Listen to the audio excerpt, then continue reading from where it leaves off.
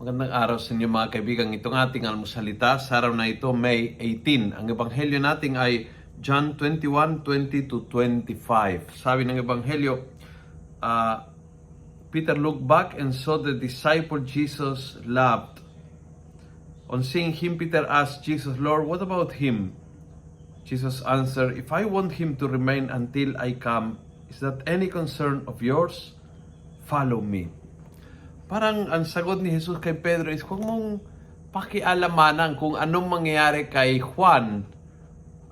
Ikaw, Pedro, sumunod ka sa akin. Focus sa sariling following of Jesus at huwag pakialamanan all the time kung ano ang ginagawa, kung anong sinabi, kung ano ang tama o mali na ginagawa, kung anong katapatan o kasalanan na ginagawa ng mga kasama sa paglilingkod.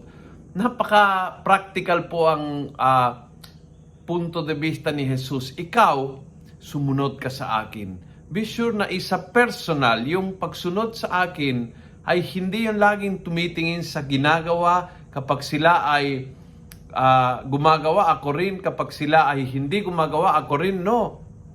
Personal na tugon sa pagmamahal mo kay Jesus. Yan ang iyong bukasyon. A personal na panawagan ni Jesus sa iyo at isang personal na pananagutam, pagtugon ng puso mo sa Panginoon na tumatawag sa iyo. And puwera ang iba, tabi mo muna yung iba.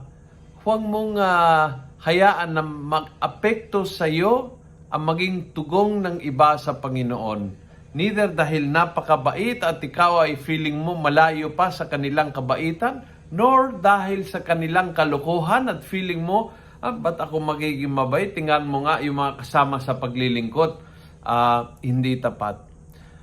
Ang katapatan ay isang personal na katugunan ng puso nating sa mapagmahal na paanyaya ni Jesus.